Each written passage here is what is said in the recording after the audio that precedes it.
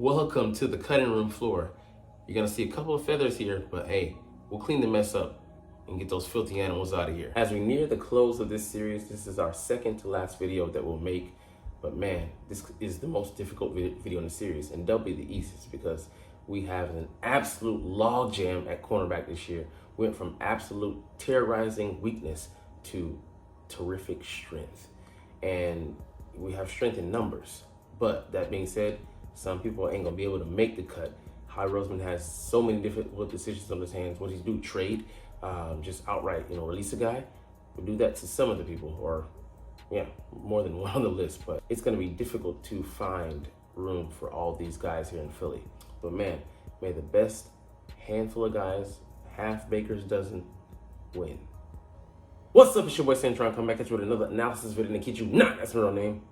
We're looking at the cornerback position today, and man, decisions,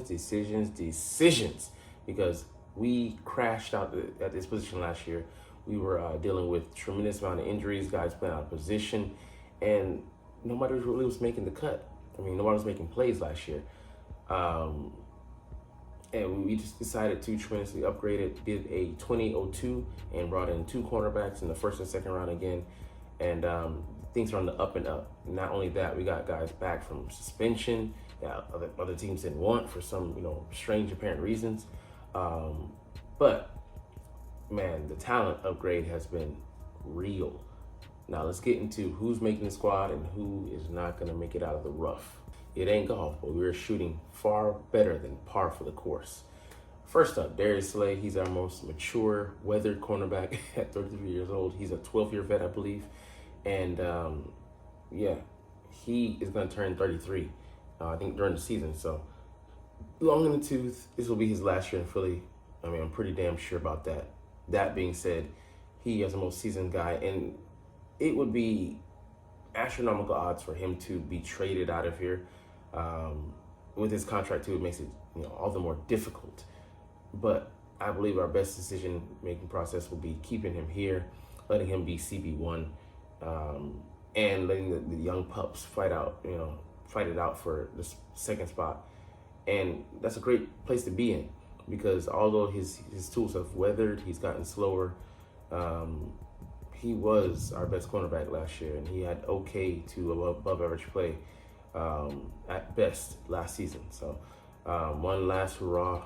We'll see if he can lead us to the promised land there at the CP1 position. But we're in capable hands. I'll just say that.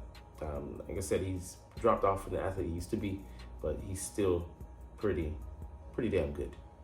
So and he'll have better running mates at the safety position and opposite of him. Next up, Quinyon Mitchell. Where does this guy slate in? Because post-draft, I had already penciled this guy in for a starting position.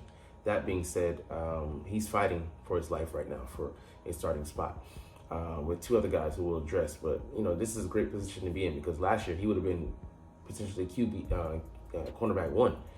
But this year he's struggling to even, find that starting spot. And that's a great, place to be in, because he's just stepping into the league, but we're counting on him a lot. Ran a 4.33, has, uber athleticism, dropped at least, 8 picks the last 2 years. And that's saying something, because he picked off 6 balls. Grade A athlete, has good awareness, can play off man, can also play man coverage as well. Solid as a tackler, getting his man to the ground. It's not, spectacular at it, but he's a cornerback. Good size, 6'1", $195. So everything you would want in a corner. The only knock on him is the level of competition he played, and even given that, he went against Marvin Harrison and he more than held his own. So I look forward to seeing this summer what kind of player he gets molded and shaped into. And remember, he's only in his first year, so it's only on the up and up from here. Next up, Avonte Maddox. I'm not really going to deal with him. I'm going to put him in the safety group. We'll get to the why in the next video, but he has been cross-training there, and he's just been Mr. Inconsistent. What can we count on him for but to miss more than a handful of games at this stage in his career? Cooper DeJean, who's likely to be his replacement there in the slot.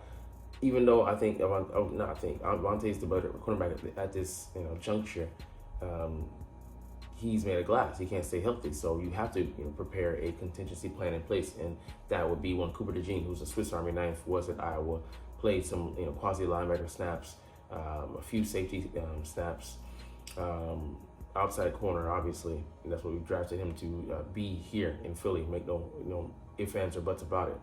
That being said, Cooper is going to have to come in. He's putting a lot on his plate. He seems like he can handle it, but that was just mini camp and OTA. So we'll see how the young man adjusts. But he's one of our younger corners at 21. Looking forward to seeing what he brings to the spot here in Philly. But we were excited to get him. He was still on the board in the 30s, and we got him in the 40s. And it was kind of hard to believe that no team wanted to pick him up before that. But hey, one man's trash is another man's treasure, and we're gonna rock with him here in Philly, man.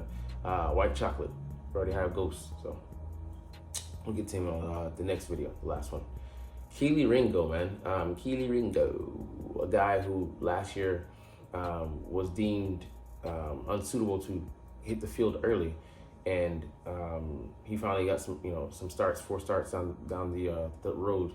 Played pretty well overall. The Cardinals game was his worst game. He got turned inside out on the red zone play, and the guy just not a guy of his caliber, catching over him. The Giants game, he got a pick. It was kind of happenstance. The Hail Mary, Tara Taylor, I think, threw it to him. But he did play quite a bit in the Bucs playoff game, and more than held his own. So could be a key building block, a cornerstone. We'll see. Even if he doesn't win the job this year, moving forward, because we traded a 3rd round pick for him, even though he was a 4th round pick. So quite an investment on the young man, and he has great straight line speed, but the side to side quicks aren't there. Can he work on that? Can he be better?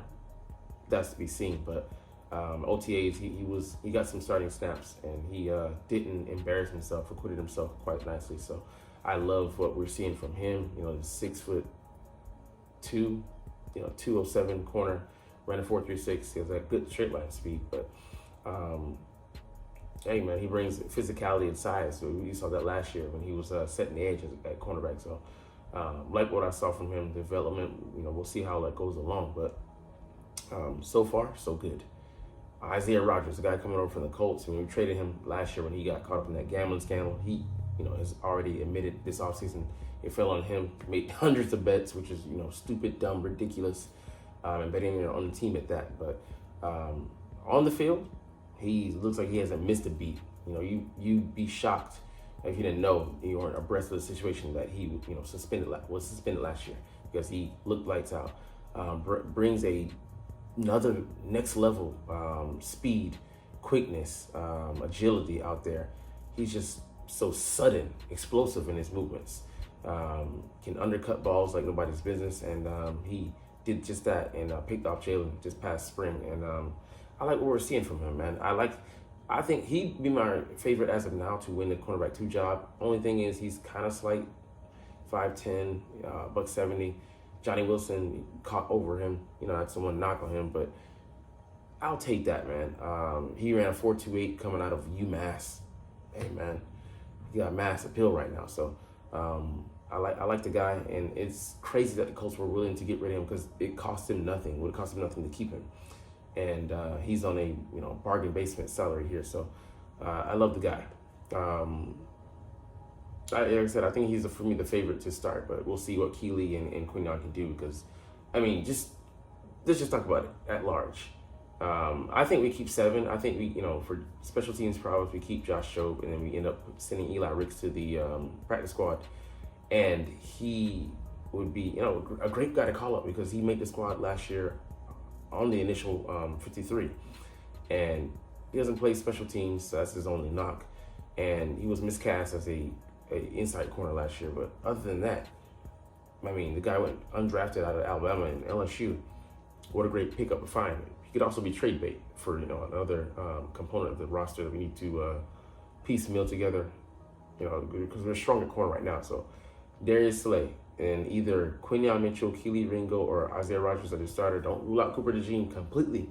I'm just saying I don't think he's going to win the role. I think we have different plans for him on the inside because Avante is unreliable. But you have those 6, and then, like I said, Josh Jobe at 7, because special teams was a strength of ours last year. I think we had the number 1 DVOA in the league. So shout out to Michael Clay, who was on the cusp of getting fired, but fanned out. I should say, but redeemed himself heavily last year. Man, what a pillar to build upon this year. A great foundation. So you have potentially Keely Ringo, Quinyon Mitchell, or Isaiah Rodgers waiting in the wings as a number 2. And let's just say Quinyon goes down, then Isaiah goes down. You have Keely. I feel supremely confident in our depth this year at corner. I think it's our deepest position this year with competency as well. So, and we're not even talking about the guys that inside position who are given the practice squad as well. Tyler Hall, and Zach McPherson. He's gonna get cut. I think he could actually be a decent option, but we just don't have the space. Like this year, we're just stock out, and then we got who I haven't even mentioned so far, James Bradbury, most likely cut, or potentially desperate team trade is almost said hopefully not somebody gets injured, but if that's the way things play out, hopefully we can get something back from him. Anything it would be great. If you cut him, spread his cap hit over the course of this year and next year, and it's going to also go on into 2026. It's just the way that the contract is structured, but we're in a great position. I feel like the 49ers game and other games that we were challenged depth-wise with top-notch receivers are not going to happen this year. We were going to have the goods to compete with anybody in the league. So anyways, we're going to get up out of here. But hey, you're not even watching though, but it's all good because I love talking about the freaking stinking and Philadelphia Eagles, and I love making these videos. So we're going to chunk the deuces officially. But as always, it's fly, Eagles, fly, and let's motherfucking go. Like, comment, share, and subscribe if you like. Thanks for watching. Check me out at Cintron Anime, Cintron Life, or Cintron Laughs, or other social media.